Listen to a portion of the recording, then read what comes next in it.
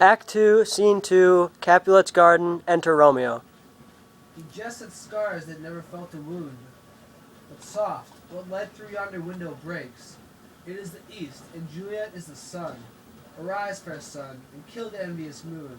Those already sick and pale with grief, that thou her maid art far fair, more fair than she, but not her maid, since she is envious. Her vestal library is but sick and green, and none but fools do wear it. Cast it off, it is my lady. Oh, it is my love. Oh, that she speaks, that she knew she were. She speaks, yet she says nothing. What of that? Her eye discourages. I will answer it. I am too bold. It is not to me she speaks. Two of the fairest stars in all of the heaven, having some business, do entreat her eyes, to twinkle in their spheres till they return. What if her eyes were there, they in her head? The brightness of her cheek would shame those stars.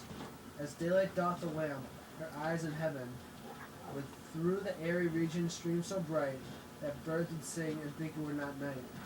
See how she leans her cheek upon her hand. Oh, that I were a glove upon that hand, that I might touch that cheek. Ay me! She speaks.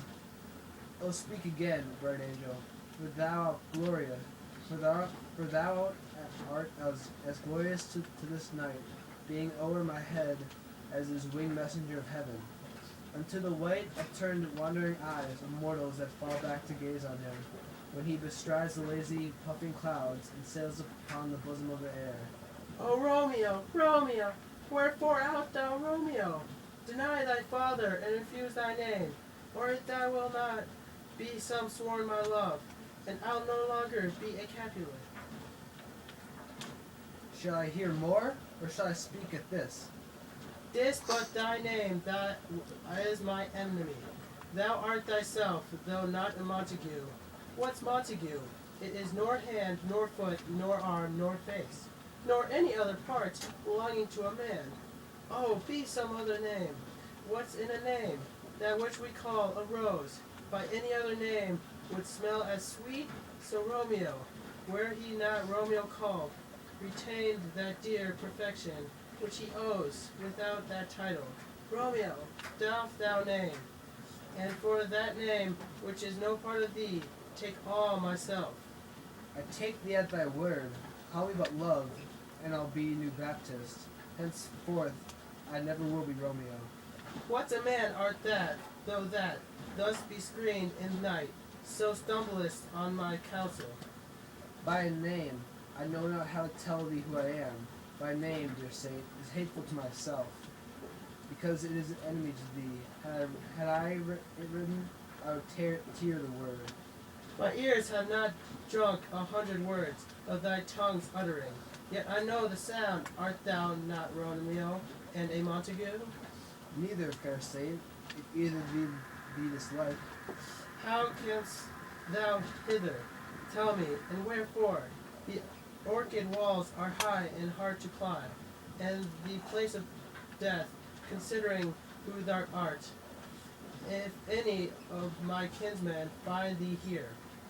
With love's light wings did I perch these walls, for stony limits cannot hold love out. And what love can do, that dares love attempt, therefore thy kinsmen are not to stop me. If they do see thee, they will murder thee. Alack, there lies more peril in thine eyes than 20 of their swords. Look thou but sweet, and I am proof against their enmity. I would not for the world they see thee here. I have night's cloak to hide me from their eyes, and but thou love me, let them find me here. My life would better be ended by their hate, than death borrowed, wanting of their love. By whose direction foundst thou out this place? By love, that did prompt me to inquire. He lent me counsel, and I lent him eyes. I'm no pilot, yet wert thou as far as the vast shore, washed with the furthest sea, I should adventure for such merchandise. Thou knowest the mask of night is on my face, else would be a maiden blush bepaint my cheek. For that which thou hast heard me speak tonight, fain would I dwell on form, fain deny. What have I spoke? What farewell compliment? Dost thou love me? I know thou wouldst say aye, and I will take thy word. Yet it's thou swearest that thou may prove false at lovers' prejuries. They say, Jove laughs. O gentle Romeo, if thou dost love, pronounce it faithfully. Or if thou thinkest I am too quickly won, I'll frown, and be perverse, and say thee nay. So thou wilt woo, but else not for the world. In truth, fair Montague, I am too foul, and therefore thou mayst think my behaviour's light. But trust me, gentlemen, I'll prove more true than those that have more cunning to be strange. I should have been more strange, I must confess, but that thou overheardst ere I was ware, my true love passion, therefore pardon me, and not impute this wielding to light's love, which the dark night hath so discovered. Lady, by yonder blessed moon I vow, that tipped with silver all these future times. Oh, swear, not by the moon, the inconsistent moon, that monthly changes in her circled orb, lest that thy love proves likewise variable. What shall I swear by?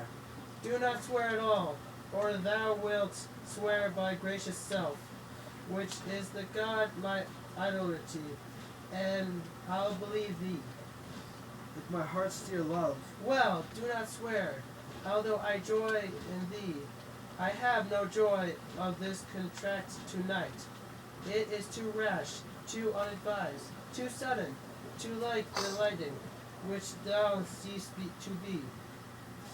Eerie one can say its lightness. Sweet good night. This bud of love by summer's ripening breath may prove a beauteous flower when next to we meet. God night, as swear sweet repose and rest come to thy heart as thou witten my breast. Oh, wilt thou leave me so unsatisfied? What satisfaction canst thou have tonight? The exchange of thy most faithful vow for mine. I give thee mine before thou didst request it, and yet I would, if were to give again. Wouldst thou withdraw it? For what purpose, love? But to be frank, and give it thee again, and yet I wish but for thee thing I have. With my bounty as is boundless as the sea, my love as deep, the more I give in to thee, the more I have, for both are infinite. Juliet! Juliet! Zach, move your I hand. hear some noise within. Dear love, adieu. Ah no, good nurse, sweet Montague, be true. Stay but a little, I will come again. Exit above.